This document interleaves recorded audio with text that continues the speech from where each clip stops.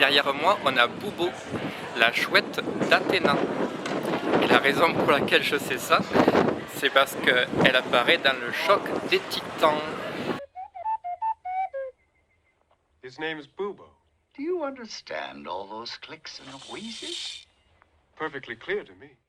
Donc c'est une chouette mécanique dans le film. Et en fait, les producteurs ils voulaient un petit robot à la R2D2 qui fait des bruits bizarres, donc ils l'ont rajouté au film. Mais bon, sinon c'est le symbole d'Athéna, c'est la chouette. Salut à tous, c'est Matt et bienvenue pour de nouveau vadrouillage. Comme on vient d'explorer l'Acropole et le Parthénon, rien de plus normal pour terminer la visite que de se rendre directement au pied de la montagne pour visiter le musée de l'Acropole et plonger dans une histoire fascinante qui nous ramène dans l'Antiquité. Allez, c'est parti!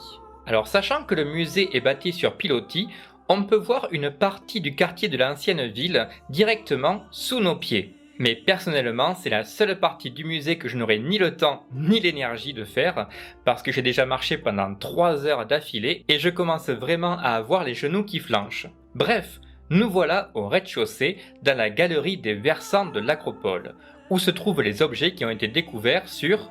Qui le sait? Qui le sait? Les versants de l'Acropole. Bravo.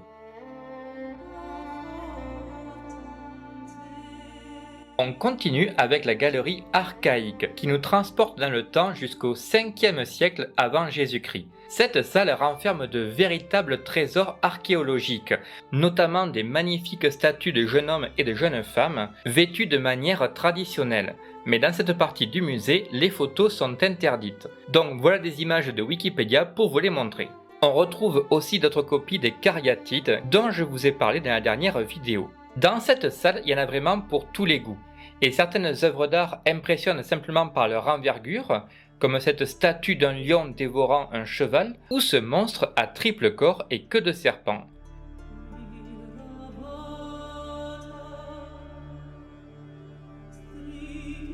Et d'autres sont plus subtiles et témoignent d'un extraordinaire sens du détail, notamment dans les drapés, comme avec la fameuse statue d'Athéna qui remet sa sandale.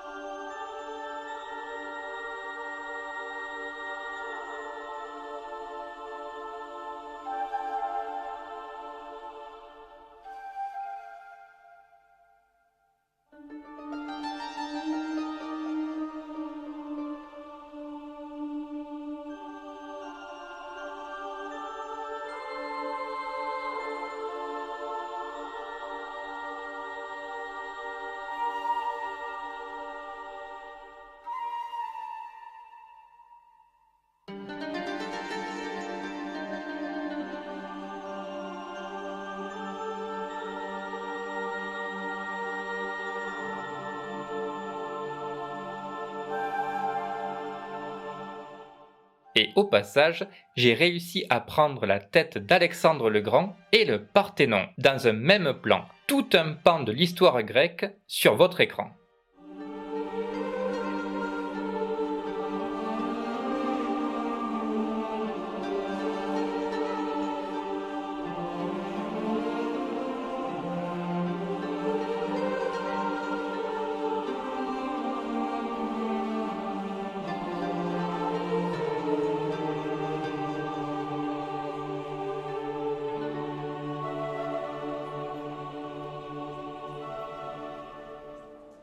Et maintenant, on monte au dernier étage, dans la salle la plus impressionnante du musée, la galerie du Parthénon elle-même. Et d'ailleurs, depuis là, on a carrément une vue imprenable sur toute l'Acropole. Au dernier étage, la galerie est agencée de manière à recréer la disposition originale de la frise qui ornait autrefois le Parthénon. Et si j'avais eu plus de temps, j'aurais adoré suivre un guide pour comprendre les magnifiques reliefs en l'honneur de la déesse Athéna et surtout mieux visualiser les différentes scènes mythologiques qui racontent les histoires de dieux, de héros et des batailles épiques.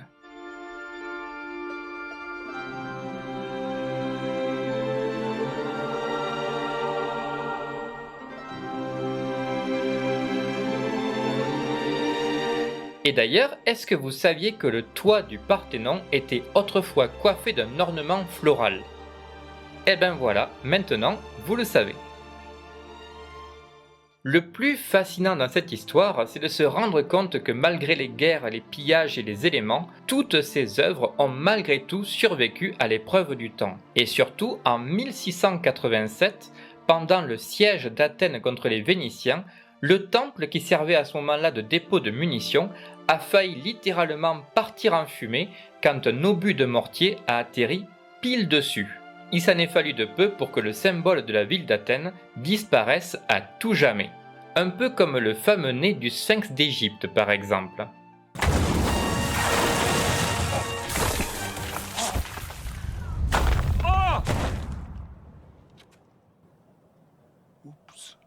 Pour finir la visite, on peut profiter de l'excellente boutique de souvenirs qui propose de nombreux ouvrages sur l'histoire du Parthénon avec une rangée spéciale rien que pour les enfants. Moi qui cherchais un petit bouquin à emporter qui prenait pas de place dans la valise, j'ai craqué sur celui-là. Voilà, j'espère que vous avez apprécié la visite du musée de l'Acropole. Et n'oubliez pas le guide en laissant un petit commentaire ou en vous abonnant pour soutenir la chaîne. Et moi je vous dis à la prochaine pour de nouveaux... Tiens, c'est intéressant ça, on dirait un concert dans l'Odéon d'Hérode Atticus. Je me demande pourquoi je vous ai mis ça en fin de vidéo.